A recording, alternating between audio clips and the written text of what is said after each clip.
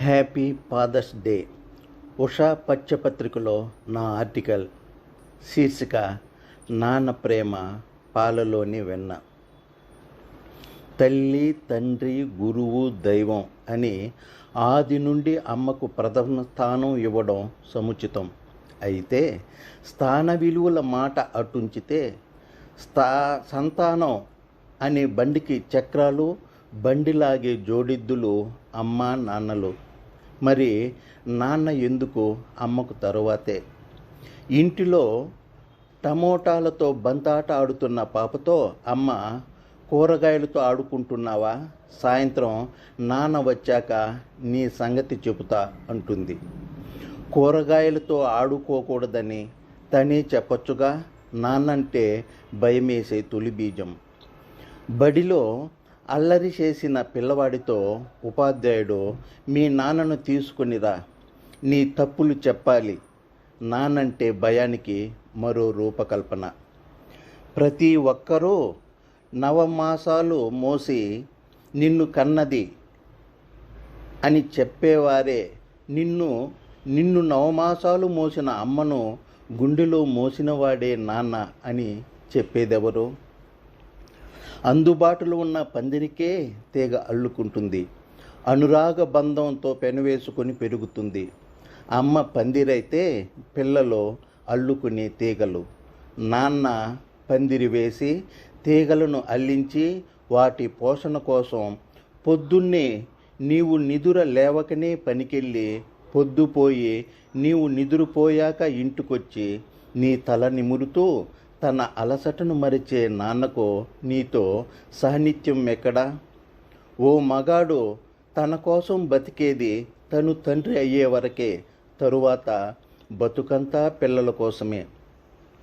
సాహిత్యంలో అమ్మ గురించి రచనలు పుంకానుపుంకాలుగా వచ్చాయి. నాన్న గురించి వచ్చినవి తక్కువని చెప్పాలి. మునుపు నాన్న గురించి ఎంత సాహిత్యం వచ్చినా ఇటీవల నాన్న పచ్చి అబద్ధాలు కోరు కవిత మెరుపులేని ఉరుములా ఓ ఊపు ఊపింది. తరువాత నాన్న ఎందుకో వెనుకపడ్డాడు కవిత ఓ కుదుపు కుదిపింది. ఆ ప్రవాహంలో నాన్న కవితలో వెల్లువై పారాయి. కవి నాన్నను దేవుడని కదా అనాలి. మరి నాన్న పచ్చబద్ధాలు కోరు అని ఎందుకన్నాడు? శీర్షిక చూడగానే కోపంతో తిట్టబుద్ధి అవుతుంది. చదివాక నిందాస్తుతి హృదయం ద్రవించి కళ్ళు చెమ్మగిల్లుతాయి.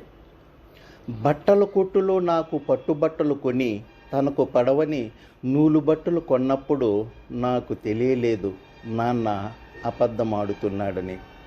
నాకు కొత్త చెప్పులు కొని నా పాత చెప్పులు తను వేసుకుంటూ కొత్త చెప్పులు నన్ను కొరుకుతాయన్నప్పుడు నాకు తెలియలేదు నాన్న అబద్ధమాడుతున్నాడని.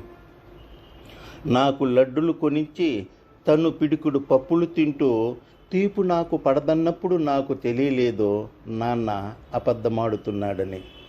ఉన్న ఒక్క పరుపును నాకు పరచి నడుము నొప్పికి నేలపడకే మంచిదన్నప్పుడు నాకు తెలియలేదు నాన్న అబద్ధమాడుతున్నాడని. నన్ను ఆటో ఎక్కించి షుగరుకు నడక మంచిదని తను నడిచినప్పుడు నాకు తెలియలేదు నాన్న అబద్ధమాడుతున్నాడని.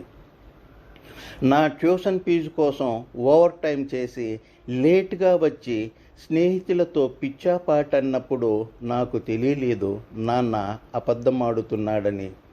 తిరునాళ్ళలో గుర్రం ఎక్కించమంటే కళ్ళు తిరుగుతాయని తన భుజాలు ఎక్కించుకున్నప్పుడు నాకు తెలియలేదు నాన్న అబద్ధమాడుతున్నాడని.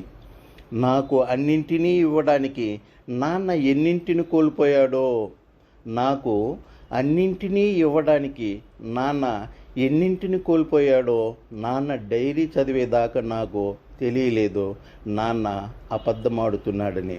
అవును, నాన్న పచ్చి అబద్ధాలు కోరు.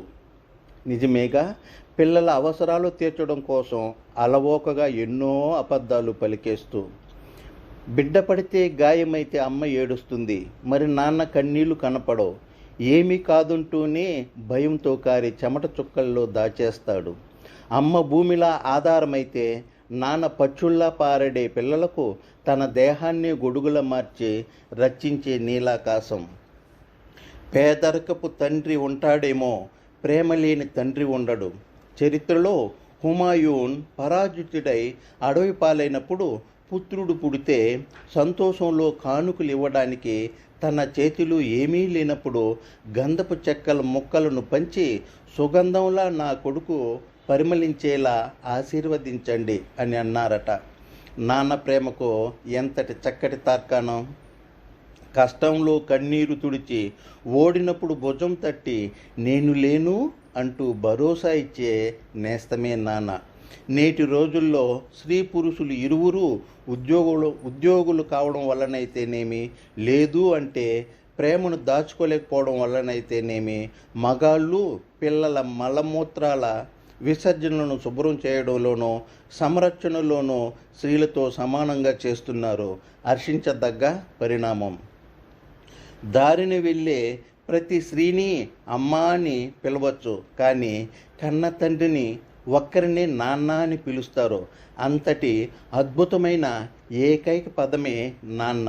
నాన్న ఓ బ్రహ్మ జన్మకు కారణమవుతూ, నాన్న ఓ స్నేహితుడు చిన్ననాటి నుండి నీతో ఆడుకుంటూ, నాన్న ఓ నిచ్చెన ఎదుగుదలకు మెట్లు అవుతూ, నాన్న ఓ గురువు నిరంతరం జీవిత పాఠాలు బోధిస్తూ, నాన్న ఓ మార్గదర్శకుడు బ్రతుకుకు బంగారు పాట చూపుతూ, నాన్న ఓ రక్షక కవచం నీ ఒంటిని కనురెప్పలా కాస్తూ, నాన్న ఓ అనురాగ సింధువు ఎన్నో స్వేద బిందువులు చిందిస్తూ, నాన్న ప్రేమ పాలలోని వెన్న కడవరకు తన కష్టాలను నీకు కనపడక దాచేస్తూ. సురేంద్ర రొడ్డ 9491523570.